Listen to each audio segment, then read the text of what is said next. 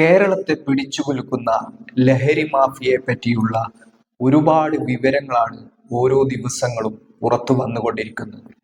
കഴിഞ്ഞ ദിവസം 24 news channel ചർച്ചയ്ക്ക് ഇടയിൽ ന്യൂസ് ഹവറിൽ കണ്ട പ്രധാനപ്പെട്ട ഒരു കാര്യം എന്നുള്ളത്, ഒരു പിതാവ് അദ്ദേഹത്തിന്റെ കുട്ടി ലഹരിക്ക് അടിമയായതിന്റെ പറ്റിയുള്ള വിവരങ്ങൾ പുറത്തു പറയുന്നതിന്റെ ദൃശ്യങ്ങളാണ് വൈറലായത്.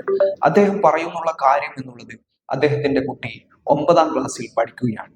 ഈ കുട്ടിക്ക് ലഹരി മാഫിയയുമായിട്ടുള്ള, അല്ലെങ്കിൽ ഈ കുട്ടിയെ ലഹരി മാഫിയ അവരുടെ ട്രാപ്പിൽ പെടുത്തിയ ഞെട്ടിക്കുന്ന വിവരങ്ങളാണ് അദ്ദേഹം 24 ന്യൂസ് അവതാരകനായ ആഷ്മി താജ് ഇബ്രാഹിമുമായിട്ട് പങ്കുവച്ചത്. അദ്ദേഹം പറയുന്നുള്ള കാര്യം എന്നുള്ളത്, അദ്ദേഹത്തിന്റെ കുട്ടി 9ാം ക്ലാസ്സിലാണ് പഠിക്കുന്നത്. കുട്ടിക്ക് പലപ്പോഴും ഈ ലഹരി മാഫിയയുടെ, അതായത് 10ാം ക്ലാസ്സിൽ പഠിക്കുന്ന കുട്ടികൾ ചോക്ലേറ്റ് നൽകുമായിരുന്നു. കാഡ്ബറീസും കിൻഡർ ജോയി അടക്കമുള്ള ചോക്ലേറ്റുകൾ നൽകുന്നുണ്ടായിരുന്നു.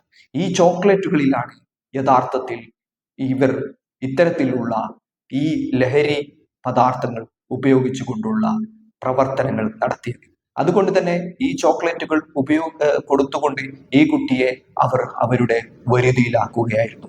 അങ്ങനെ ഈ കുട്ടി അറിയാതെ തന്നെ ഇത്തരം ലഹരി മാഫിയയുടെ കയ്യിൽ അമർന്ന കാര്യവും, കുട്ടിയുടെ പെരുമാറ്റത്തിൽ സംശയം തോന്നിയ പിതാവ് അതുകൊണ്ട് തന്നെ കൂടുതൽ പരിശോധനകളും അന്വേഷണങ്ങളും നടത്തിയപ്പോഴാണ് ഇത്തരം ഞെട്ടിക്കുന്ന കാര്യങ്ങൾ പുറത്തു വന്നത്. അവർ മൊബൈൽ നൽകാതപ്പോൾ മറ്റു സഹപാഠികളുടെ മൊബൈലുകൾ ഉപയോഗിച്ചാണ് ഇവരുമായി ചാറ്റ് ചെയ്തത്. അദ്ദേഹം പറയുന്നുള്ള കാര്യം, മറ്റുള്ളവരും കുട്ടികളാണ്. അതായത് ഈ 9ാം ക്ലാസ്സിൽ പഠിക്കുന്ന കുട്ടിക്ക് ഇത്തരം കാര്യങ്ങൾ ചെയ്തു കൊടുത്തിട്ടുള്ളത് 10ാം ക്ലാസ്സിൽ കൂടെ പഠിക്കുന്ന, അല്ലെങ്കിൽ 10ഓ 12ലോ പഠിക്കുന്ന കുട്ടികൾ തന്നെയാണ് എന്നുള്ളതാണ്. ഇതാണ് ഏറ്റവും ഞെട്ടിക്കുന്ന കാര്യം. കേരളത്തെ പിടിച്ചുകുലുക്കിക്കൊണ്ടുള്ള ലഹരി മാഫിയയുടെ പ്രവർത്തനങ്ങൾ ഓരോ ദിവസവും പുറത്തു വരുന്ന സാഹചര്യത്തിൽ രക്ഷിതാക്കൾ കൂടുതൽ ജാഗരൂകരാകേണ്ട സാഹചര്യം ഒരിക്കൽ കൂടി ഓർമ്മപ്പെടുത്തുകയാണ് ഈ പിതാവിന്റെ വെളിപ്പെടുത്തൽ എന്നുള്ളത്. അദ്ദേഹത്തിന് പലപ്പോഴും എന്ത് ചെയ്യണമെന്നറിയാതെ അദ്ദേഹം സ്തംഭിച്ചു പോയ കാര്യം അദ്ദേഹം പറയുന്നുണ്ട്. ഏതെങ്കിലും രീതിയിൽ ആത്മഹത്യ അടക്കമുള്ള കാര്യങ്ങളിലേക്ക് പോകേണ്ടതുണ്ടോ എന്ന് പോലും ഞാൻ ആലോചിച്ചു.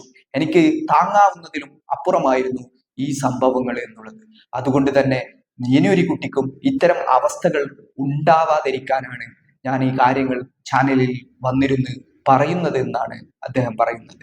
അദ്ദേഹം പറഞ്ഞ കാര്യങ്ങൾ നമുക്കൊന്ന് കണ്ടു നോക്കാം, എന്നിട്ട് ബാക്കി കാര്യങ്ങൾ സംസാരിക്കാം.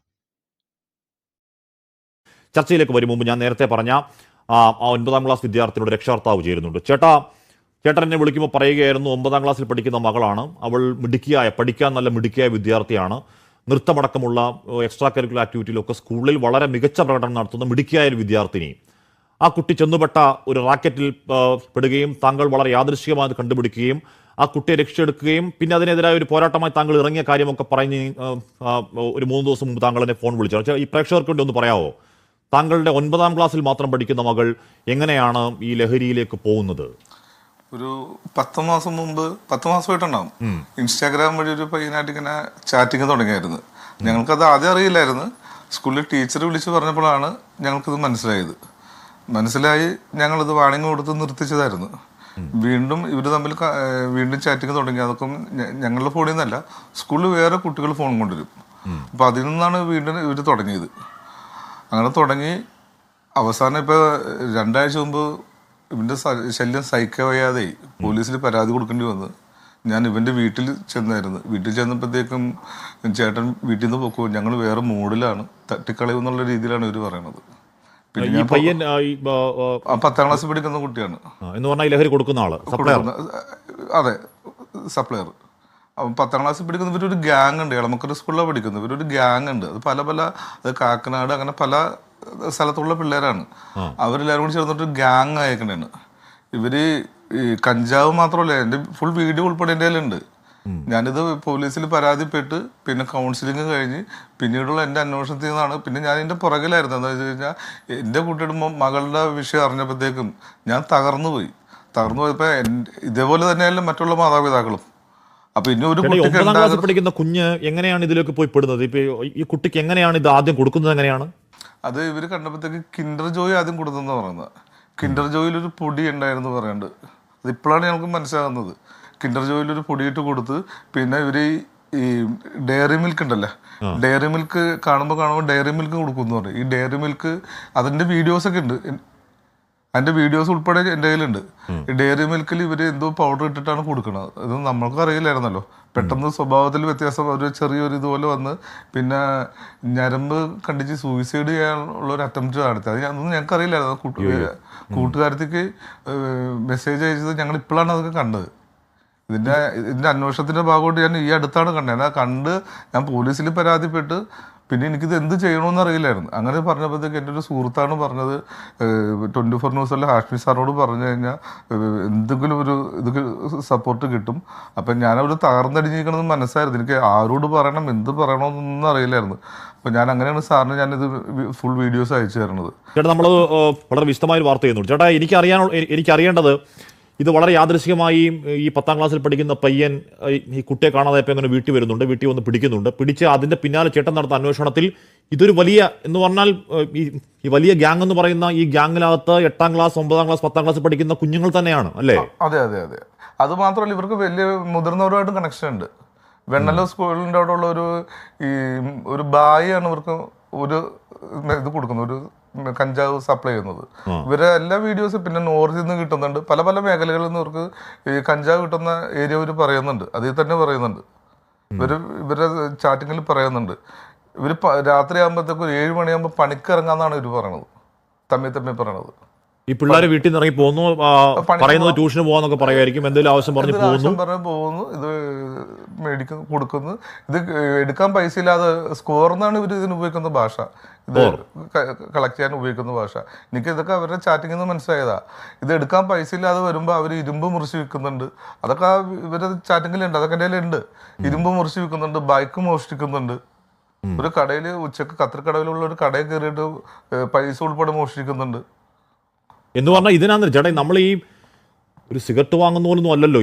ഇതിന് ഒരു ഒറ്റത്തവണ ഇണ്ടേക്കിന് 1000, 2000, 3000 രൂപ ചെലവ് വരുമ്പോൾ ഇതെങ്ങനെയാണ് ഈ കുട്ടികൾ പണം കണ്ടെത്തുക?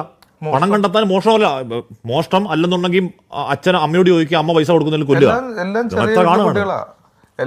എല്ലാം സാധാരണ വീട്ടിലെ കുട്ടികളെ അവര്. ഇത് ചേട്ടൻ സ്കൂളിൽ പറഞ്ഞോ? സ്കൂളുകളിലൊക്കെ പറഞ്ഞോ? ഞാൻ സ്കൂളിൽ പറഞ്ഞ് ഇവരെ മെസ്സേജ് ഉൾപ്പെടെ അയച്ചു കൊടുത്തിട്ടുണ്ട്, പോലീസിന് മെസ്സേജ് കൊടുത്തിട്ടുണ്ട്, ഇപ്പം മീഡിയ എന്ന നിലയിൽ സാറിന് മെസ്സേജ് തന്നിട്ടുണ്ട്. ഞാൻ നാർക്കോട്ടിക്സ് വിഭാഗത്തിലേക്കുള്ള എൻ്റെ അന്വേഷണമുണ്ട്. എനിക്ക് എവിടെ കൊടുക്കണമെന്ന് അറിയില്ല. ഞാൻ അവരെ ഡീറ്റെയിൽ കിട്ടിയാൽ ഞാൻ അവിടെ ഇതിൻ്റെ ഡീറ്റെയിൽസ് കൊടുക്കും. ചേട്ടാ, ഇത് മകളുടെ സ്വഭാവത്തിൽ ഏതെങ്കിലും തരത്തിൽ ആലോചിച്ച് നോക്കണം. 9ാം ക്ലാസ്സിൽ പഠിക്കുന്ന കുട്ടി എന്ന് പറയുമ്പോൾ എന്ത് പ്രായമാണുള്ളത്?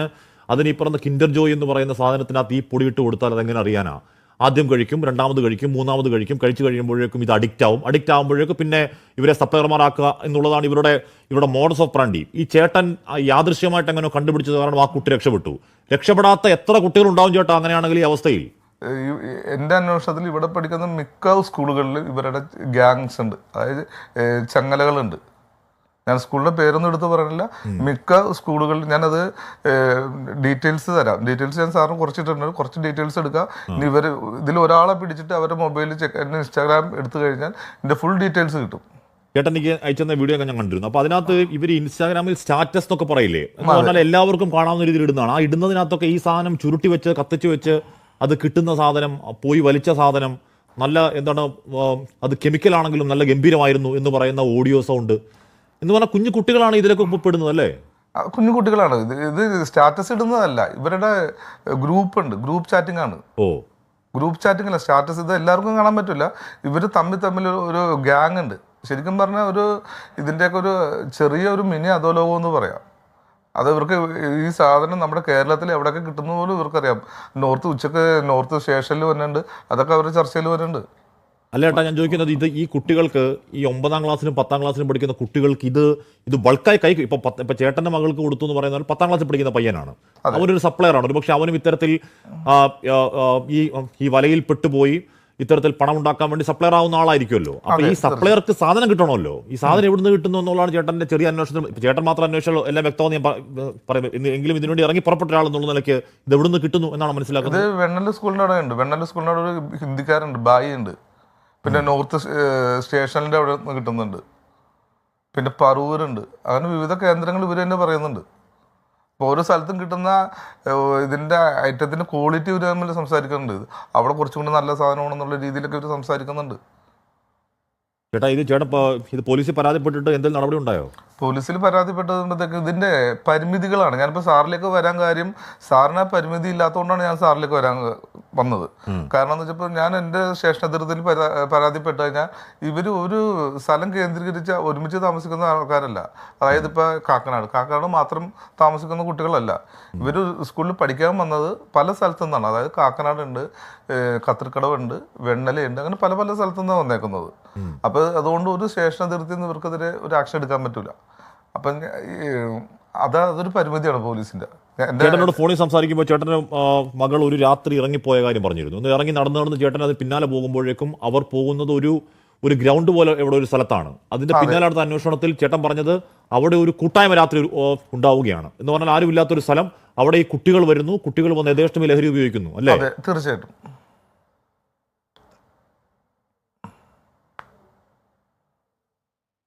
ഇതാരുടെ ശ്രദ്ധപ്പെടുന്നില്ല. എല്ലാവരും ശ്രദ്ധയപ്പെടാന്നുണ്ടല്ല, പക്ഷെ എല്ലാവർക്കും പേടിയാണ്. എന്ന് വെച്ചാൽ എല്ലാവരും കുടുംബം എന്നുള്ളൊരു വലിയൊരു കാര്യത്തിന് പേടിച്ചിട്ടാണ് അത് ആരും ഇടപെടാതിരിക്കുന്നത്. എന്ന് വെച്ചാൽ ഇവർക്ക് ഇതൊന്നുമില്ലാത്ത ആൾക്കാരാ. ഇപ്പം ഞാൻ പറഞ്ഞു, ഞാൻ എൻ്റെ ഒരു വിഷയമായിട്ട് ബന്ധപ്പെട്ട് എന്നെ കൊന്നുകളയുന്ന, ഞാൻ ചിലപ്പോൾ മറ്റന്നാൾ ചിലപ്പോൾ ഞാൻ കൊല്ലപ്പെടാം. അയ്യോ, നിസ്സാരമല്ല ഇവരുടെ പിന്നിലുള്ളത്. അപ്പം അങ്ങനത്തെ ഒരു സംഭവം. പക്ഷെ അത് നമ്മൾ ആരിറങ്ങിയാലും ഇവർക്ക് അതിനുള്ള സംഭവങ്ങളുണ്ട്.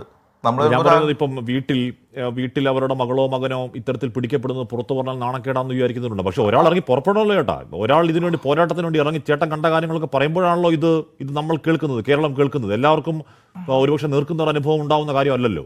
അതെ, അതെല്ലാവരും പോലെ നമുക്ക് നാളെ എന്താകും ഭാവി, ആ ഭാവിനെ നമ്മൾ പേടിക്കുന്നുണ്ട്. ആ പേടിക്കുമ്പോഴാണ് ഇതുപോലുള്ള സംഘങ്ങൾ വരുന്നത്. ഇപ്പം ഞാനൊരാളാണ് ഇന്ന് ദുഃഖിച്ചെങ്കിൽ നാളെ 100 അച്ഛൻ അമ്മമാർ ദുഃഖിക്കും. അപ്പം അത് ഇല്ലാണ്ടിരിക്കാൻ വേണ്ടി എൻ്റെ ഒരു ചെറിയ ഇടപെടലുകളാണ്. ഞാനിത് അറിഞ്ഞതിന് ശേഷം ആത്മഹത്യ ചെയ്യാൻ പോയ ആളാണ്. അപ്പോഴാണ് എൻ്റെ സുഹൃത്ത് പറഞ്ഞത് അതല്ല ഇതിനൊരു പരിഹാരം. ഇനി ഇത്തരം കുട്ടികൾ, അത് ഈ കുട്ടികൾ ഉൾപ്പെടെ പോകരുത്. അതാണ് ഞാൻ ഈ കുട്ടികളെ ശിക്ഷിക്കാൻ വേണ്ടി പറഞ്ഞ കാര്യമല്ല, ഈ കുട്ടികൾ ഉൾപ്പെടെ രക്ഷപ്പെടണം. ഇതിന്റെ പിന്നിലുള്ള വലിയ റാക്കറ്റ് ഉണ്ട്. ഇവരെ ഈ ചെയിനാക്കി എടുത്തേക്കുന്ന കുറെ സംഘങ്ങളുണ്ട്. അപ്പൊ അതിനൊരു തടയിടാനായിട്ട് എന്ത് ചെയ്യാൻ പറ്റും? അത് ഞാൻ ഒരാളെടുത്തിട്ട് എനിക്കൊന്നും ചെയ്യാൻ പറ്റില്ല. എനിക്കിതുപോലെ ശ്രദ്ധയിൽ കൊണ്ടുവരാനല്ലേ പറ്റുള്ളൂ. ബാക്കിയെല്ലാം ചെയ്യേണ്ടത് ഇവിടുത്തെ നിയമമാണ്, പോലീസാണ്, മാധ്യമങ്ങളാണ്. ഇപ്പോൾ സാർ ഇടപെട്ട പോലെ നല്ലൊരു ക്യാമ്പയിൻ വരികയാണെങ്കിൽ കുറേ വ്യത്യാസങ്ങളുണ്ടാകും. നമ്മൾ എല്ലാ ദിവസവും ഇത് കാണുന്നതല്ലേ. അതെ. ചേട്ടൻ എനിക്ക് അയച്ചു തന്ന ദൃശ്യങ്ങളൊക്കെ ഞാൻ കണ്ടിരുന്നു, വീഡിയോകളൊക്കെ ഞാൻ കണ്ടു. അതിന്റെ ചേട്ടൻ അയച്ചു തന്ന ചേട്ടൻ തപ്പിയെടുത്ത് ഇവരുടെ ഗ്രൂപ്പിലെ ഓഡിയോ മെസ്സേജ് ഒക്കെ സാർ ഒരു മിനിറ്റ്, അതിൽ അവർ കഞ്ചാവ് വലിക്കുന്നുണ്ട്. അത് സാധാരണ കഞ്ചാവ് വലിക്കുന്നതല്ല, ഒരു ചില്ലിന്റെ കുപ്പിയിൽ അത് അടിച്ചു കഴിഞ്ഞ് ഇവരൊക്കെ ഒരു 5 കൊല്ലം വെച്ച് ജീവിക്കൂല. അത്രയും ഒരുമിച്ച് അകത്തോട്ട് പോവുകയെ.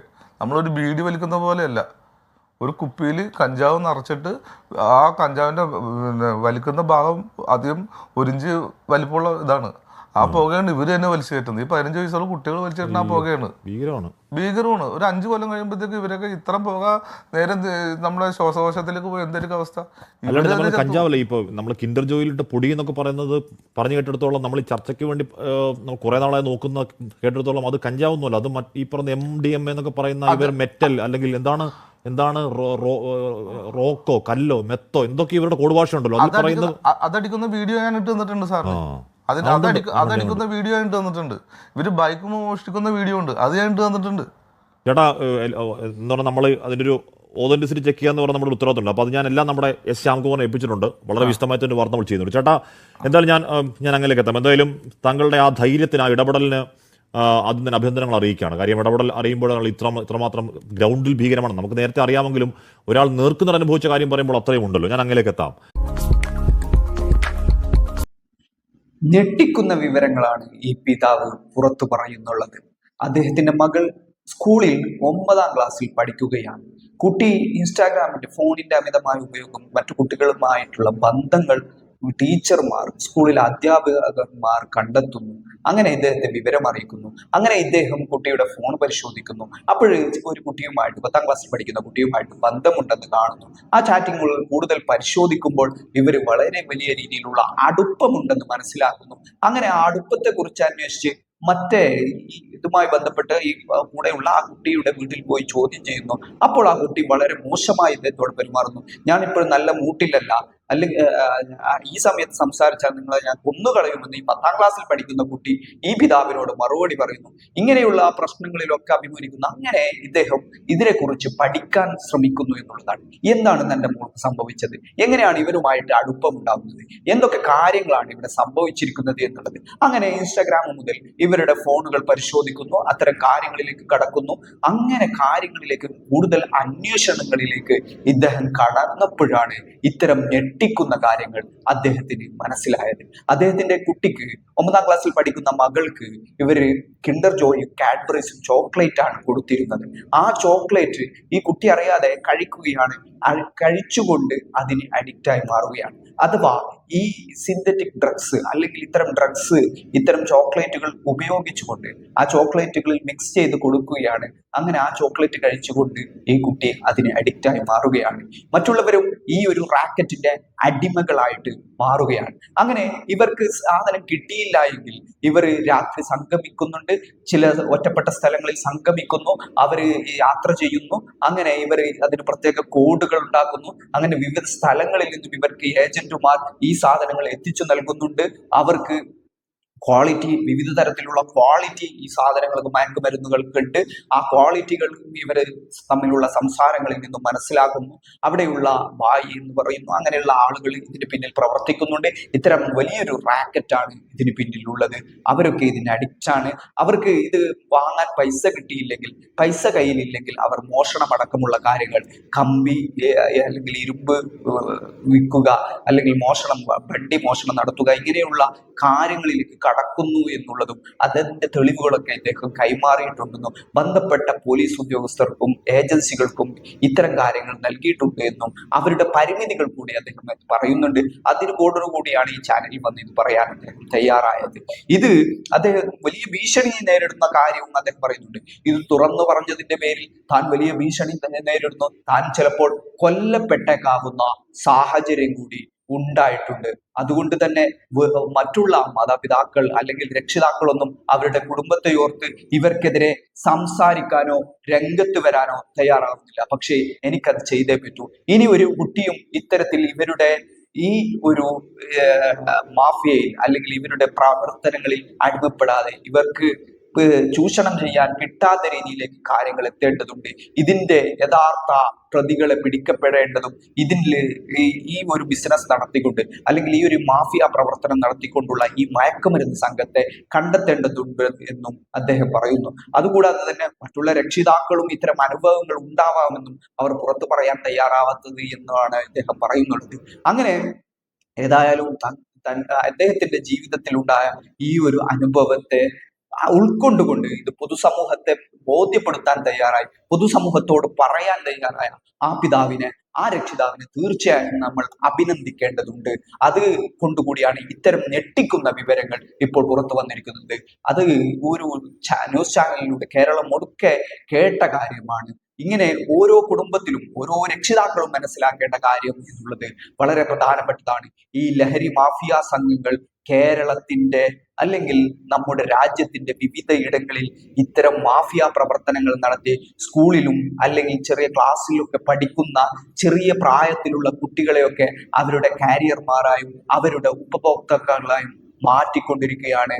ഇത്തരം കുട്ടികൾ ക്രിമിനൽ പ്രവർത്തനം നടത്താൻ തയ്യാറാകുന്നു, അല്ലെങ്കിൽ അവർ വലിയ രീതിയിലുള്ള വയലൻസുകൾ അവരുടെ വീട്ടിൽ നടത്തുന്നു. അവർക്ക് സാധനം കിട്ടിയില്ലെങ്കിൽ മാതാപിതാക്കളെയോ സഹോദരന്മാരെയോ ഒക്കെ ആക്രമിക്കാൻ പോലും തുനിയുന്ന രീതിയിലേക്കുള്ള സാഹചര്യങ്ങൾ സൃഷ്ടിക്കപ്പെടുന്നു. ഇതിന് പിന്നിലൊക്കെ പ്രവർത്തിക്കുന്നത് ലഹരി മാഫിയ എന്ന കേരളത്തിലെ ഇപ്പോഴുള്ള ഏറ്റവും വലിയ വിപത്താണ് എന്നുള്ളതാണ് ഒരു യാഥാർത്ഥ്യം.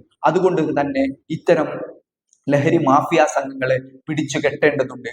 അതിന് സർക്കാരും ബന്ധപ്പെട്ട പോലീസ് ഉദ്യോഗസ്ഥരും ഏജൻസികളും ഇവിടുത്തെ പൊതുസമൂഹവും രക്ഷിതാക്കളും എല്ലാവരും കൂടി ഒറ്റക്കെട്ടോടുകൂടി നിലയുറപ്പിച്ചാൽ മാത്രമേ ഈ ലഹരി മാഫിയയെ കേരളത്തിൽ നിന്നും അല്ലെങ്കിൽ ഇവിടെ നമ്മുടെ നാടുകളിൽ നിന്നും കെട്ടുകെട്ടിക്കാൻ സാധിക്കുകയുള്ളൂ. അതല്ല എങ്കിൽ ഇതിന്റെ പരിണിത ഫലങ്ങൾ വളരെ ഗുരുതരമായിരിക്കുമെന്ന് തന്നെ പറയേണ്ടി വരും.